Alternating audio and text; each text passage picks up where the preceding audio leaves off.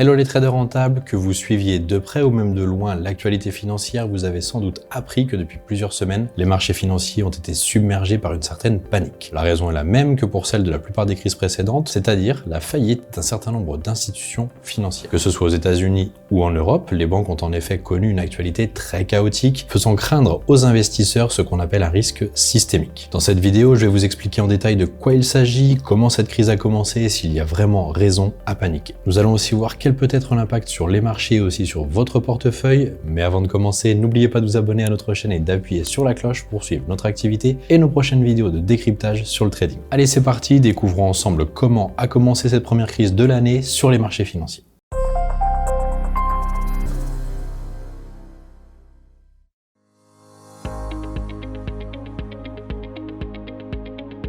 Tout a commencé mi-mars, et comme souvent lorsqu'il s'agit des banques de l'autre côté de l'Atlantique. Tour à tour, Silvergate Bank, une petite banque régionale américaine spécialiste des crypto-monnaies, a fait faillite. Puis, 2 jours plus tard, c'est une banque bien plus importante en termes de taille et d'impact qui a déclaré la banqueroute, la Silicon Valley Bank, la SVB. Cette institution spécialisée dans les prêts pour les startups IT détenait aussi une partie de leurs fonds. Ces dernières, craignant de ne plus avoir accès à leurs fonds, ont vite retiré leurs sommes pour les mettre à l'abri, précipitant la chute de la banque. Enfin, 2 jours plus tard, c'est au tour de la Signature Bank qui gérait plus de 110 milliards d'actifs, ce qui en fait la 3e banque en termes de taille à faire faillite aux États-Unis. Et comme la nature a horreur du vide, les marchés boursiers s'inquiètent. Alors au début, ils ont tenté de se rassurer en se disant que ces 3 banques sont importantes, mais que leur activité restait tout de même essentiellement limitée au marché américain. Sauf que voilà. En Europe aussi, une banque a commencé à inquiéter autour d'elle. Il s'agit de Crédit Suisse, qui figure dans la liste des 30 banques au monde considérées comme trop grosses pour faire faillite, celles qu'on appelle les too big to fail. La banque helvétique connaît en effet des pertes substantielles depuis quelques années et son actionnaire principal a donné le coup de grâce en indiquant qu'il ne comptait pas injecter davantage d'argent. C'est à partir de là que les marchés ont commencé à s'affoler, craignant un défaut de liquidité généralisé. Pour éviter une panique généralisée, les régulateurs passent à l'action. C'est le cas de la Fed, la banque centrale américaine, qui injecte des liquidités dans le système financier pour lui redonner de l'oxygène. Pour rappel, quand une banque centrale injecte des liquidités dans le marché, cela veut tout simplement dire qu'elle met à disposition des fonds supplémentaires pour compenser les sorties massives de capitaux et renforcer la confiance des investisseurs. Le psychodrame s'est ensuite étendu à l'Europe où on a assisté à un mariage forcé, la banque UBS rachetant finalement le Crédit Suisse pour près de 2,8 milliards d'euros. Ces actions rapides ont permis de rassurer les marchés financiers car le but était d'éviter, notamment pour Crédit Suisse, que sa faillite n'entraîne la chute d'autres banques. C'est le fameux risque systémique dont je vais vous parler dans la séquence à suivre.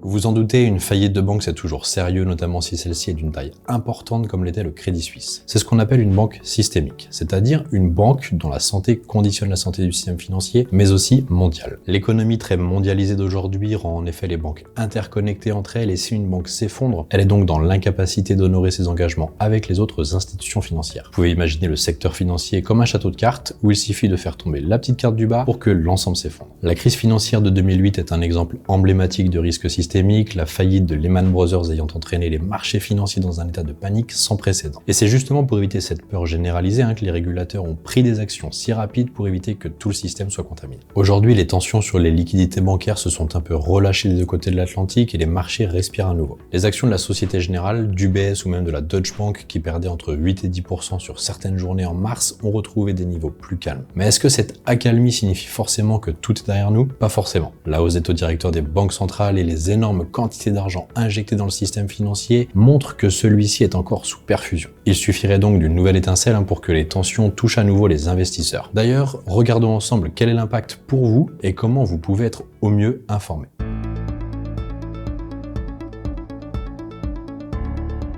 Si vous vous demandez dans quelle mesure vos sommes placées dans les banques sont protégées, sachez que la garantie des dépôts couvre les comptes et livrets d'épargne jusqu'à 100 000 € par client et par compte bancaire. C'est pour ça qu'il est plus intéressant par exemple de mettre 100 000 € sur 2 comptes différents plutôt que 200 000 dans une seule banque. Si vous avez un compte joint, la garantie va là aussi jusqu'à 200 000 € pour un seul compte. Cette garantie est automatique et si dans le pire des cas une banque française venait à faire faillite, ce qui je vous rappelle n'est pas vraiment le scénario qui se dessine aujourd'hui, vous n'aurez aucune formalité à effectuer. Le ministre de l'économie, Bruno Le Maire, a d'ailleurs passé ces dernières semaines à dire qu'il ne voyait pas de risque de contagion pour le système bancaire français, qui est pour lui, et là je le cite, solide. Alors oui, l'effet domino n'est pas ce qui est évoqué aujourd'hui, mais la confiance met toujours du temps à revenir sur les marchés financiers. Si vous êtes un investisseur, vous l'avez sans doute remarqué dans le secteur bancaire, la chute a été brutale et la remontée n'est pas encore tout à fait acquise. C'est pourquoi il est vraiment important de continuer à rester très bien informé en suivant les sites d'actualité spécialisés comme boursorama.fr, Les Echos ou investing.com par exemple. De notre côté, chez Altitrading, on vous offre aussi une information très complète à travers notamment nos newsletters et via les communautés Facebook où vous pourrez échanger avec d'autres passionnés de finance. Cette crise a en tout cas eu un impact vis-à-vis des attentes du marché. Les investisseurs se sont à nouveau retournés vers des valeurs dites refuges comme l'or et alternatives. On pense bien entendu au secteur des crypto-monnaies qui semble peu à peu sortir de son bear market de l'année dernière et entame un très bon début d'année 2023. Les crises bancaires peuvent aussi avoir un impact très important sur le forex, le marché des devises. En effet, cela peut entraîner une baisse de la valeur des devises considérées comme risquées, tandis que celles considérées comme sûres peuvent augmenter de valeur. Il y a d'ailleurs des précédents. Pendant la crise financière mondiale de 2008 par exemple, le dollar américain et le yen japonais ont augmenté de valeur, tandis que l'euro et la livre sterling ont baissé. Si vous souhaitez investir ou investissez déjà sur le forex, surveillez régulièrement les mises à jour en direct du forex pour vous tenir au courant des changements sur le marché des changes. En tout cas, ce qui est certain, c'est que cette crise a de nouveau fait réagir politique et régulateur, certains appelant à plus de contrôle et à plus de régulation.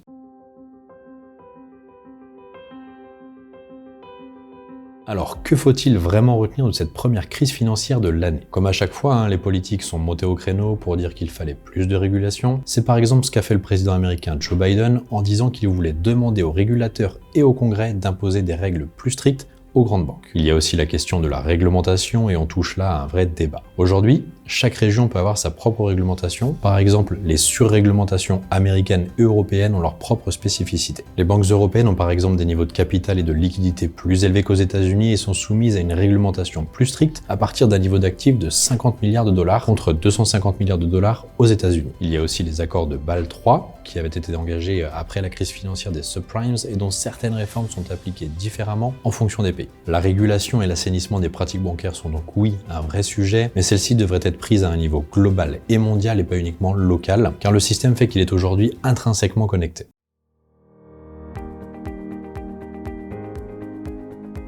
On arrive à la fin de cette vidéo, j'espère qu'elle vous a intéressé et qu'elle vous a aussi permis de mieux comprendre ce qui s'est passé en ce début d'année du côté des banques. L'étincelle américaine a mis le feu aux poudres, révélant les fragilités du Crédit Suisse, mais heureusement les banques centrales et les gouvernements ont réagi rapidement pour éteindre le brasier qui aurait pu vraiment se transformer en un risque systémique. Alors bien sûr, la prudence reste de mise et si vous investissez régulièrement sur les marchés, vous avez certainement noté que les valeurs bancaires sont encore chahutées. C'est pourquoi il est très important de continuer à rester informé sur ce qui se passe dans le domaine bancaire. Aussi, je vous ai expliqué que vos fonds sont protégés dans les banques françaises jusqu'à 100 000 € par livret et par personne. C'est pourquoi il peut vraiment être intéressant pour vous de diluer la somme de vos avoirs dans plusieurs comptes différents si vous souhaitez renforcer la sécurité autour de votre argent. Enfin, comme à chaque crise, la réglementation évolue. Il n'est donc pas impossible que l'année 2023 vienne donner un coup de vis supplémentaire à la réglementation du secteur bancaire. Voilà, j'espère que toutes ces informations vous ont permis de bien comprendre la situation actuelle. N'hésitez pas à vous abonner à notre chaîne et à vous rendre sur le site altitrading.fr pour consulter nos différents dossiers touchant au marché actions. À très vite sur les marchés financiers.